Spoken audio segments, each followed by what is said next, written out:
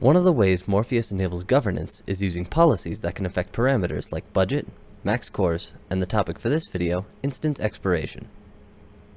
Expiration policies set an expiration timeframe for any instance provisioned into the cloud, role, group, or by the user the policy is added to.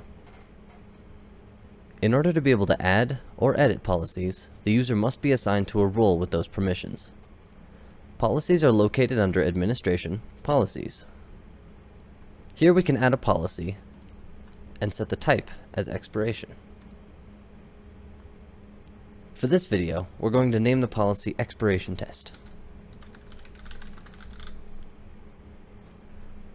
There are two types of expirations that can be set, user configurable and fixed expiration. For this example, we're going to set user configurable. User configurable means that the expiration time can be edited during provision, and fixed expiration means it cannot be edited during provision. When expiration type is set to user configurable, the time set in expiration days is the default value when provisioning. Expiration days is the number of days before the instance gets deleted after the provision. Renewal Days sets the number of days the expiration date is increased when the instance is renewed. Notification Days lets you set when before an instance expires will an email notification be sent out. The notification message is what will be sent out in emails. By default, it plugs in the instance name and expiration date via these two calls. Checking Allow Auto Extensions means that approval for instance renewal will be automatically bypassed.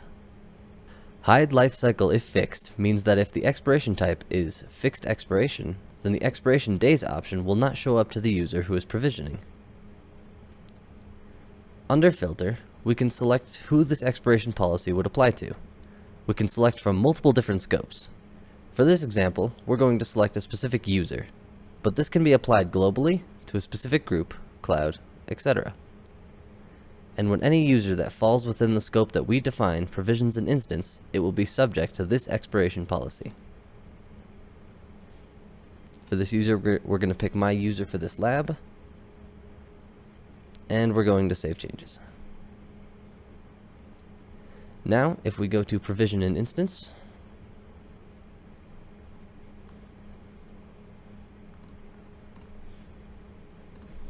call it test instance,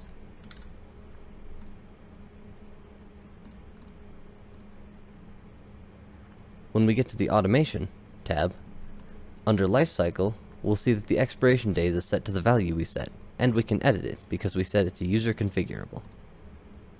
That's how to create and use expiration policies. Thank you.